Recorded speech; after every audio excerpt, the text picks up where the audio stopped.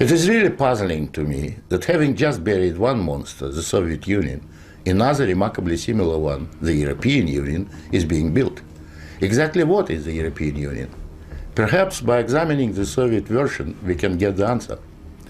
The Soviet Union was governed by 15 unelected people who appointed each other and who were not accountable to anyone.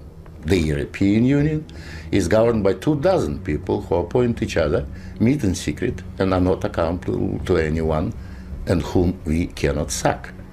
One might say that the EU has an elected parliament. Well, the Soviet Union had a parliament of a sort too, the Supreme Soviet, which just rubber-stamped the Politburo decisions, pretty much like the European Parliament does, where speaking time in the chamber is limited within each group and often amounts to 1 minute per speaker.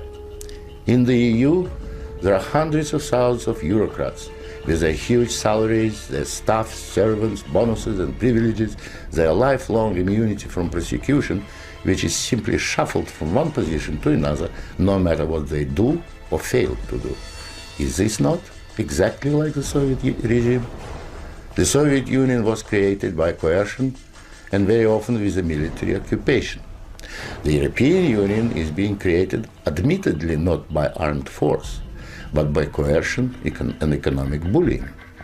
In order to continue to exist, the Soviet Union spread itself further and further. The moment it stopped spreading, it started collapsing. And I suspect the same is true of the European Union. We were told that the purpose of the Soviet Union was to create a new historic entity, the Soviet people, and that we must forget our nationalities, our ethnic traditions and customs. The same seems to be true of the European Union. They don't want you to be British or French, they want you all to be a new historic entity, European, to suppress all your national feelings and live as a multinational community. After 73 years, the same system in the Soviet Union resulted in more ethnic conflict than anywhere in the world. In the Soviet Union, one of the grand purposes was the destruction of the nation-state. And that's exactly what we observe in Europe today.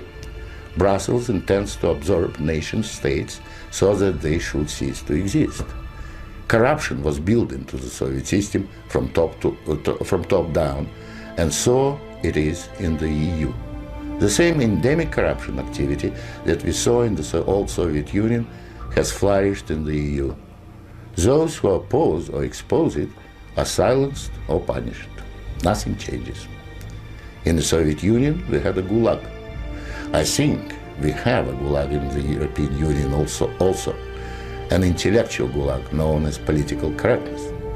When anyone tries to speak their mind on questions of race or gender, or if their views differ from those approved, they will be ostracized.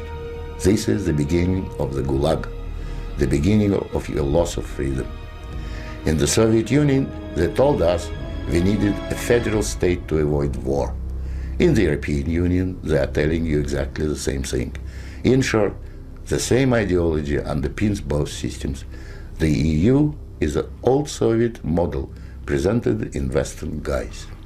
But again, like the Soviet Union, the European Union has within itself the seeds of its own demise.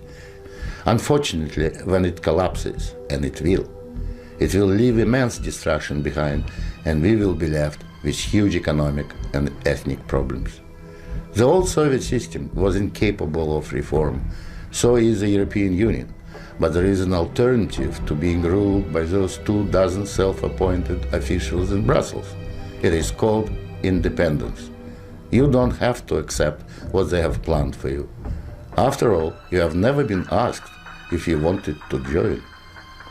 I have lived in your future, and it didn't work.